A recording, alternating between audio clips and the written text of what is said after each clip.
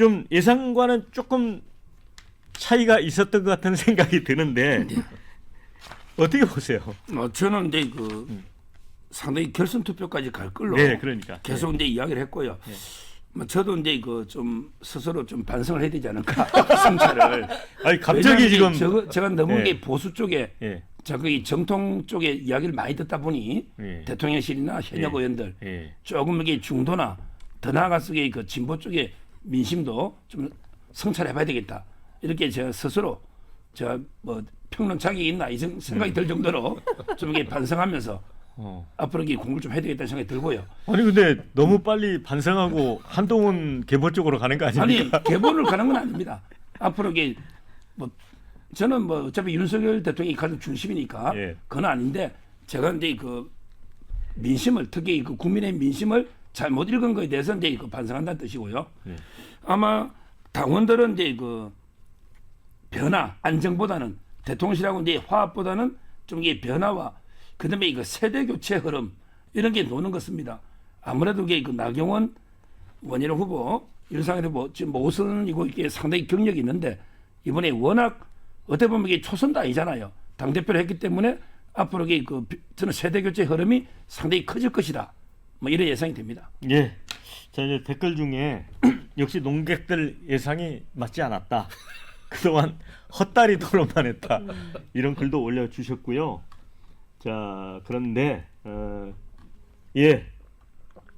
서 변호사 좀 반성 좀 많이 하세요. 이런 글도 올라왔습니다. 네. 장윤석 기자님은 어떻게 보시죠? 이 정도 되면 서 변호사님 저한테 커피 한 잔 사셔야 됩니다. 저 지난주 방송 틀어드리고 싶어요. 네, 지난주에 제가 분명히 예상하지 않았습니까? 한동훈 캠프에서 65% 예상을 한다. 네. 근데 원희룡 후보 캠프 취재해 보면 아니라는 거예요. 반드시 결성한다. 서 변호사님하고 똑같은 얘기를 원희룡 캠프에서 하던데 결국 이변은 없었다라는 것이고요.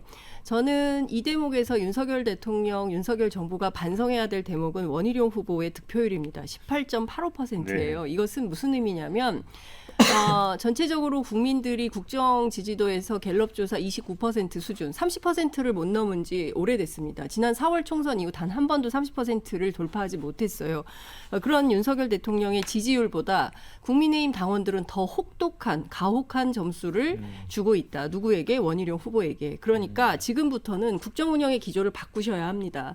예, 그리고 지금 3명이 다 합쳐도 한동훈 후보 안 되거든요. 그러니까 단순하게 세대 교체로만 보는 것이 아니라 그동안 했던 윤석열 정부에서 그릇된 정책들에 대한 아주 거칠고 커다란 변화의 돌풍을 맞이하지 않으면 안 된다라는 말씀을 좀 드리고 싶고요.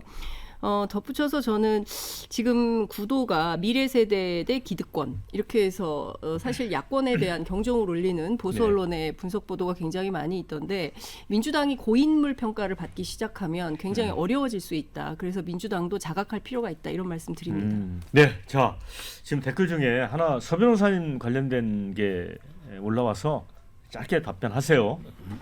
어젯밤에 소주 10병 깠다는 소문이 사실인가요?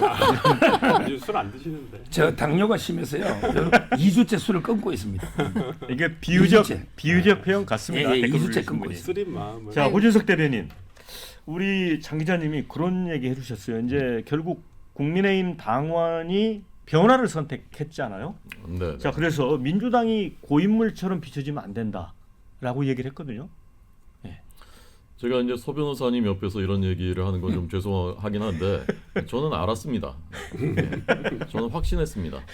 왜냐하면 그동안 이제 선거가 치러지고 있었기 때문에 제가 방송에서 얘기 못했지만 예. 지역에서 만나는 저희 당 지지자들, 예. 지지하시는 국민들이 실제 체감은 60보다 더 높아요. 10중 8구는 한동훈이 돼야 된다고 생각하시는 거예요. 특히 이제 연세가 많으신 분들이 더 오히려 그렇습니다. 그리고 그렇게 변하지가 않아요. 문자 논란 나오고 해도 조금도 흔들리지 않더라고요. 근데 저는 여기서 이제 간과하지 말아야 되는 또는 사람들이 약간 오인하는 부분이 그분들이 비윤이나 반윤이 아니라는 사실입니다. 그 한동훈 지지하는 그 지지자들이 윤 대통령에 대해서 여전히 지지와 애정을 갖고 있고요. 탄핵에 대해서는 굉장한 그 반감과 우려를 갖고 있는 분들이에요. 근데 그분들이 왜 그러면 한동훈을 지지하느냐? 원희룡 후보가 주장했던 것처럼 특검이나 이런 얘기를 하면은 그것이 대통령과 각을 세우는 것이다. 탄핵으로 가는 길이다. 여기에 동의를 하지 않으신다는 얘기입니다. 오히려 지금 같은 과거와 같은 당정 관계를 그대로 가지고 가면은 대통령에게도 위험하다라는 전략적인 판단을 하는 거죠. 그래서 때로는 당이 정부를 또는 대통령실을 견인하기도 하고 또 견제하기도 하고 이렇게 해서 균형을 맞춰줘야 대통령이 잘못하시는 부분이 있더라도 그게 바로 잡아지고 결국은 윤석열 정부가 성공하는 길이다라고 판단을 하시는 겁니다. 저는 굉장히 지혜롭고 전략적이라고 생각을 했거든요. 그래서 어제 저는 한동훈 대표가 되자마자 대통령에게 전화를 드려서 통화한 거 이런 부분들이 저희 당 지지자들 또 더 나아가서는 모두 국민들을 안심시키는 그런 장면이었다고 생각하고요. 두 사람이 워낙 잘 아는 관계입니다. 또 워낙 많이 겪어왔던 관계고 그래서 많은 분들이 우려하시는 것처럼 충돌하거나 아니면 갈라서거나 그런 일은 오히려 다른 당대표들보다 더 가능성이 저는 낮다라고 생각합니다.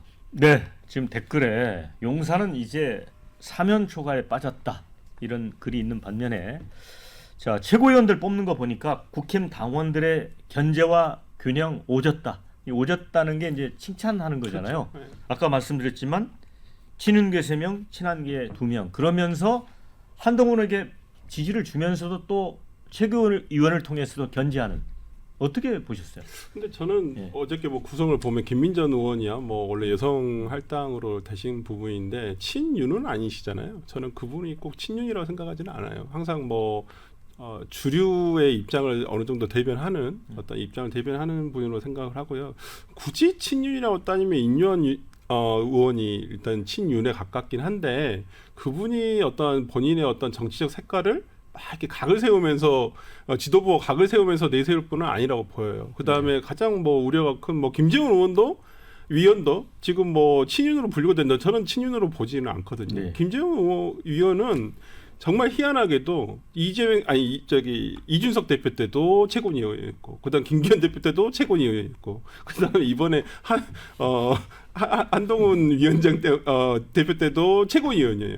근데 누가 친윤이에요? 친윤은 아니에요. 제가 봤을 때 그분 친윤은 아니고 어찌 보면 좀 정치를 잘하신다. 어찌 보면 최고위원 선거를 정말 잘하신다라고 생각을 하는데 그런 면에서라면 뭐 이 저하를 잘 이뤘다라기보다는 저는 한동훈 체제에 힘을 실어줬다고 봐요. 그 다음에 어저께 솔직히 여성 할당제가 아니었으면 박정훈 후보가 충분히 됐을 순이었거든요. 그렇기 때문에 저는 뭐 소위 뭐 그 지도부를 흔들 수 있는 4인 최고위원회 사태 이런 어떤 책동이라든지 이런 모략은 전혀 통할 기미가 하나도 없다라고 보여요. 구성 자체에서 봤을 때는. 그리고 그렇게 하실 사람도 없고 이제는 만약에 그런 것을 발호가 되더라도 정말 초기에 싹이 잘릴 것이라 생각을 하고 어느 정도 저는 제일 중요하게 본 것은 국민의힘 당심이 민심을 따라갔다는 거예요.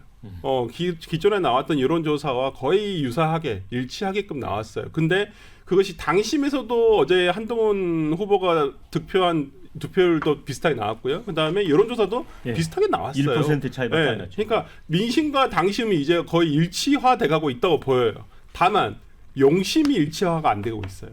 용심만. 이제부터는 저는 굉장히 분기점을 이제는 지나간다고 생각하는데 가장 중요한 건 뭐냐면 이제까지는 대통령실이 위주가 돼서 어떤 국민의힘 정당과의 관계를 가져갔다면 이제는 국민의힘이 중심이 돼서 이제는 대통령실이 정부가 그 뒷받침을 해줘야 되는 순간이 왔다. 그걸 잘 하느냐 못하느냐에 따라서 뭐 국정 중후반기를 이제 대통령의 평가가 달라지지 않을까 싶습니다. 자, 이제 댓글 좀 소개를 해드리면요. 이제 새바람이 분다. 국민의힘의 변화가 불어오겠다. 이런 기대감을 표한 분이 있고요. 친윤이 끼어드는 자리마다 폐허가 되는 게 실화냐. 이런 글도 주셨습니다. 10년간 정치한 베테랑들이 초보 한동훈에게 뺏겼다. 한동훈 잘나서 된 게 아니라 나머지 3명이 더 빌런이라 된 거다. 또 이런 의견도 있습니다. 자, 김재원은 직업이 최고위원. 야, 최고위원 김재원 좀비인가 대단해. 또 이런 댓글도 있습니다. 국민의힘의 박지원급이다. 가히 이런 평가가 있습니다. 자, 김재원, 김민전, 최상병 특검법에 원내대표 의사 따라야 이런 발언을 한 모양입니다. 뉴스 속보로 떴다 누가 전해주셨고 정치 초보들이 나라 말아먹지만 않으면 다행이다. 이렇게 또 걱정하는 분도 있습니다. 민심은 정치권의 변화입니다. 민주당 역시 변화가 필요해 보입니다. 이게 민주당으로 이제 불똥도 튀었고. 근데 오늘 이제 한동훈 대표가 신임 지도부와 함께 국립현충원 참배를 이미 마쳤고요. 자, 오후에는 이제 신임 지도부 낙선한 후보들과 함께 대통령의 초청을 받았습니다. 그래서 만찬을 한다고 합니다.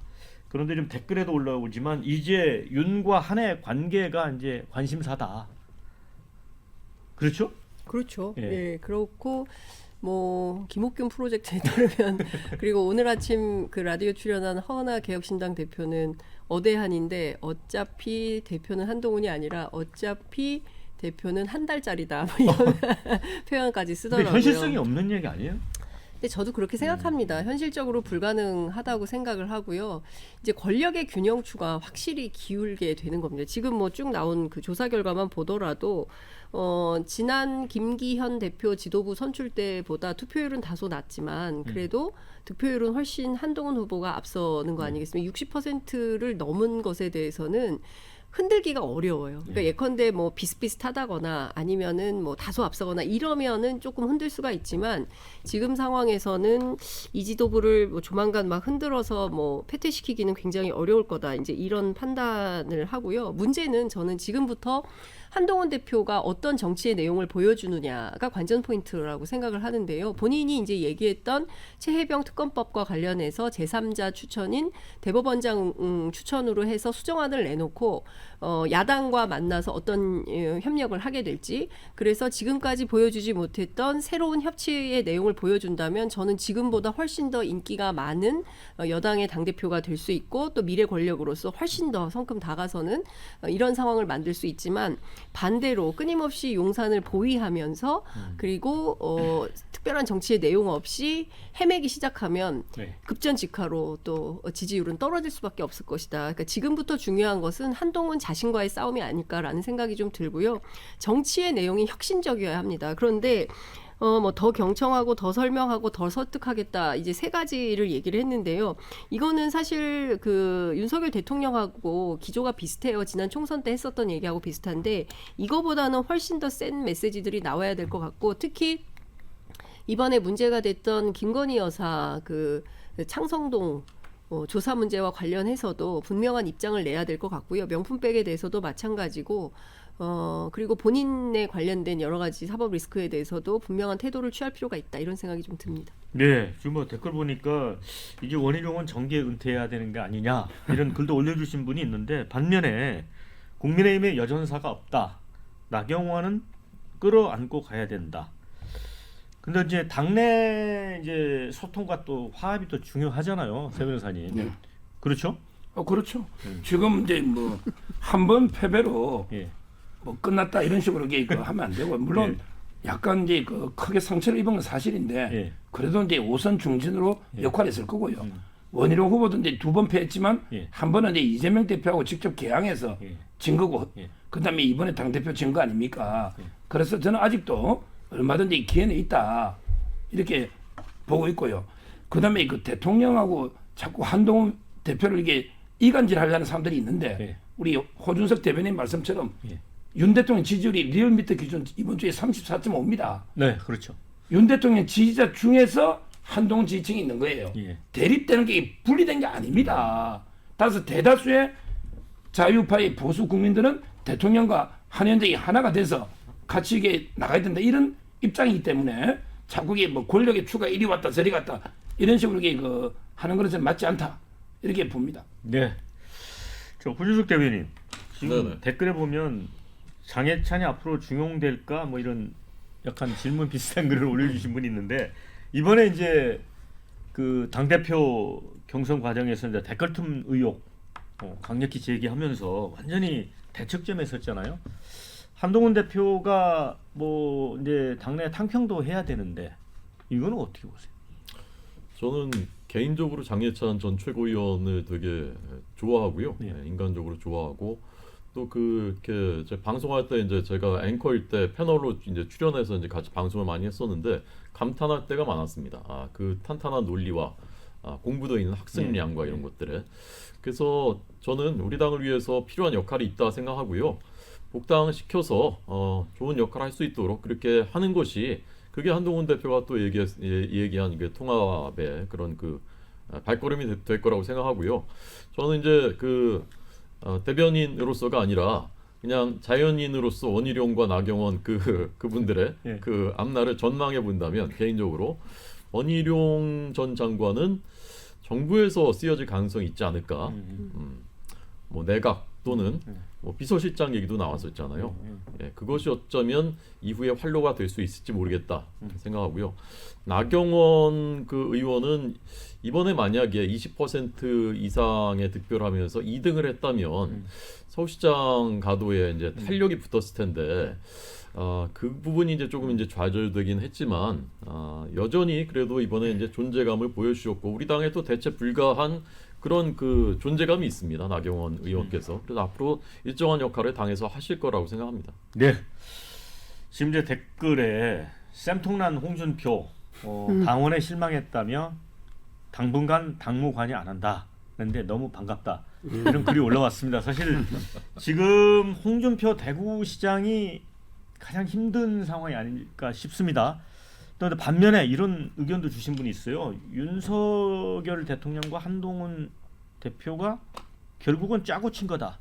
둘이 한솥밥 먹은 시간이 얼마인데 약속 대련이라고 보는 시각이 여전히 존재하는 것 같거든요. 어떻게 보세요? 권력에는 약속 대련이 없어요. 약속 대련 할 수도 없고 그러면 약속 대련을 약속했는데 한쪽이 약속 어기면 그 약속을 한 사람이 이거 약속 왜 안 지켜 이런 말을 할 수가 없는 거예요. 이 바닥에서는. 그렇기 때문에 약속 대련이라는 게 있을 수가 없고 저는 그렇게 봐요.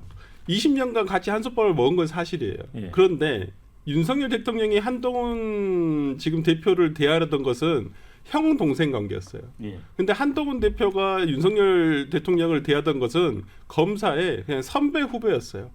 그냥 내 앞에서 나를 잘 이끌어주는 선배였어요. 그러니까 서로 인식 자체가 틀렸던 거예요. 그렇기 때문에 그 홍준표 시장의 향후 행보는 어떻게 예측을 합니까? 그러니까 홍준표 시장님이 당무 개입 안 하는 건 페이스북 안 쓰시는 것밖에 없잖아요. 뭐 하는 게 페이스북 쓰시는 것밖에 더 있었었나요? 저는 그거밖에 없다고 생각하고요. 그것도 며칠 갈지도 모르겠어요, 솔직히. 이번 주를 벗어나지 않으리라는 전망도 지금 우세하고요. 저는 홍준표 시장님의 그 대권 후보에 대한 어떤 그 열정은 충분히 이해는 하는데. 근데 당원들에게 실망했다는 표현은 좀 어때요? 그러니까 중이 절이 싫으면 본인이 떠나야지 왜 절에 있는 스님 절에 있는 신도들 보고 왜 그렇게 실망했다고 하면 어떡합니까? 그러니까 저는 그건 좀 홍준표 시장님이 좀 민심을 좀 읽으셨으면 좋겠어요. 저는 그랬으면 좋겠고 그리고 아까 원희룡 장관이나 나경원 대표 저는 이번에 차라리 잘 됐다고 생각합니다. 이분들이 이제는 국민의힘에서 이제 썰물이 되셔야 돼요. 이게 아니 언제적 한 20몇 년 전부터 듣고 있는 원희룡 나경원에 대해서 언제까지 국민의힘의 미래를 맡겨야 되는지 저는 참 왜 이렇게 인물들이 없나? 서울시장 나경원 전 좋아합니다마는 좋은 후보라고도 생각하고 좋은 정치인이라고 생각합니다마는 이제는 좀 몰릴 때도 되지 않았나라는 생각이 좀 돼서 좀 뭐 국민의힘 당원들이 판단하실 내용이긴 하지만은 저는 이번에 어느 정도 그 평가는 끝났다라고 보고요. 확실히 국민의힘 그 당원들이 책임 당원들이 변화에는 빠르세요. 생각보다 우리가 보수 진영이라는 것이 약간은 변화에 느리고 조금 그럴 거라 생각하는데 지난번 이준석 대표를 뽑고 이번에 한동훈 대표를 뽑는 걸 보면 저는 상당히 전략적이고 변화에는 상당히 민감하구나라는 생각이 들어서 민주당으로서는 상당히 긴장해야 될 부분이라고 생각합니다. 그런데 이제 한동훈 대표 입장에서 보면 뭐 거대 야당의 완전 이제 소수 의석을 가진 여당입니다. 자, 그런 가운데 지금 이제 최상병 김건희 특검법 또 불법 댓글팀 의혹 관련해서 뭐 조국 혁신당 민주당 할 것 없이 고강도 지금 압박을 하고 있습니다. 박찬대 당대표 직무대행은 또 그런 얘기까지 했어요. 최상병 특검법을 찬성 표결을 당론으로 확정하라. 이제 이런 거를 처리하는 과정에서 이제 한동훈 대표의 리더십이 어느 정도인지가 또 드러날 수도 있고요. 그렇죠. 예. 사실은 저는 어제 오늘 그 사이에 나온 추경호 원내대표의 메시지가 굉장히 중요하다고 생각하는데요. 추경호 대표가 원내는 원내에서 알아서 하는 것이다라는 얘기를 했습니다. 그 얘기 무슨 얘기냐면 최혜병 특검법에 대해서 기본적으로 반대하는 게 국민의힘 당론인데 여기에서 한동훈 신임 대표는 끊임없이 얘기했던 게 뭐냐면 그러면 민주당의 특검을 막을 대안이 있냐라는 것이었고 따라서 본인이 내는 수정안을 가지고 새로운 제의를 해야 된다라는 판단이고 특검은 해야 된다는 주장이에요. 그래서 제가 한동훈 캠프에 그러면 이걸 그냥 레토릭인 거냐 아니면 정말 할 의사가 있는 거냐 어떻게 되는 거냐라고 하니까 일단 국회에서 재의결을 하면 이거는 부결이 될 것이고 그렇게 되면 8월 중순경에 한동훈 위원장이 아마 수정안을 내서 야당과 협의할 가능성이 높다라는 얘기를 합니다. 그러니까 경우에 따라서는 최혜병 특검법은 급물살을 탈 가능성이 있어 보인다. 물론 대법원장 대통령이 임명하기 때문에 이 특검이 성공하는 특검으로 귀결되지 않을 가능성이 높은 거 아니냐. 그래서 반대다. 차라리 상설특검으로 바꿔서 거기에서 차라리 이제 여야가 특검을 추천하는 방안으로 해야 된다. 이런 주장도 민주당 안에 있지만 민주당의 또 다른 한 축은 한동훈 위원장이 내는 새로운 수정안을 보고 판단해도 늦지 않다. 이런 거거든요. 그러니까 경우에 따라서는 최혜병 특검법을 가지고 여야가 협치할 가능성도 있어 보인다라는 얘기가 나오는데 중요한 건 앞서도 말씀드렸지만 한동훈 위원장의 의지죠. 어떤 방향으로 중요한 거는 이제 민심을 더 경청하겠다라는 것이고 더 설명을 하겠다는 것이고 더 설득을 하겠다는 것이고 민심을 이기는 정치는 없다고 얘기를 했기 때문에 지금 국민 대다수가 원하는 최혜병 특검법에 반대할 리는 없죠. 다만 원내에서 이걸 틀었을 때 그러면 한동훈 캠프에 결합되어 있는 17명 가운데 8명의 반란표를 조직해서 민주당과 협력하면 당내에선 리더십이 또 무너지는 거거든요. 그러니까 이런 딜레마 속에서 한동훈 위원장이 어떤 리더십을 발휘할지 그건 지켜봐야 될 것 같습니다. 네, 최 변호사님. 결국은 이제 뭐 한동훈 특검법 자체도 있지만 최상병 특검법 자체가 큰 시험대가 될 것 같거든요. 근데 제가 보기에 이재명 대표가 입장이 안 바뀌어 있잖아요. 예. 그래 못 받겠다는 거 아닙니까? 네. 그러니까 이제 저는 한동훈 위원장이 제안한 대법원의 추천이나 네. 이렇게 갈 일이 없다고 봐요. 없다. 따라서 뭐 너무 이렇게 걱정할 필요 없고요. 저는 최상병 특검은 이제 윤석열 특검이잖아요. 네. 그다음에 김건희 특검, 예. 한동훈 특검, 모든 특검 다 막아야 됩니다. 예. 다 막아야 된다. 예. 자, 그런데 뭐 또 댓글에는 특검 수용 안 하면 국민이 실망할 거다. 또 이런 의견도 있어요. 근데 이제 한동훈 대표가 이 당신과 민심의 지지율을 보면 민심에서 1% 정도 더 높았잖아요. 고지석 대변인. 네. 그래서 이거 아까 저 서정욱 변호사 얘기대로 네. 제3자 특검 자체를 이재명 대표가 거부하기 때문에 그럼 거기서 그냥 툭 놔야 되는 건지 어떻게 봐요? 한동훈 대표의 뉘앙스를 보면요. 어제도 이제 된 다음에 기자회견에서 이제 그런 것들을 보면 그 특검법을 한동훈 후보가 얘기한 그 특검법을 반드시 해야 되겠다 그건 아니에요. 아 그래요? 예, 국민들이 원하신다면 민주당의 특검법안은 말이 안 되는 거니까 이런 대안을 우리가 제시할 수 있다라는 그런 거라고 생각합니다. 그런데 지금 말씀하신 대로 이제 이재명 전 대표는 그거 못 받겠다는 것이지 않습니까? 그래서 저는 이제 다음 달까지 지금 공수처의 수사 결과가 이제 어느 정도 조금씩 더 윤곽을 드러낼 것이고 그러면서 이제 국민들이 거기에 이제 어떻게 반응을 하실까 이것이 큰 변수가 될 거라고 생각합니다. 공수처 수사 결과가 나왔는데 많은 사람들이 납득을 못 한다라든지 그래서 이건 특검으로 가야 되겠다라는 여론이 높아지면 국민의힘 입장에서도 뭔가 한동훈 특검법이 이제 힘을 받을 것이고 그렇지 않다면 뭐 안 할 가능성도 저는 있다고 생각합니다. 설 변호사 짧게 이렇게 가면 진짜 국민들이 실망할까요? 그렇겠죠. 그러니까 제일 먼저의 어떤 기준점은 저는 한동훈 대표가 이제 최혜병 특검법을 어떻게 처리하는지에 대한 것이 가장 중요하다고 봅니다. 네.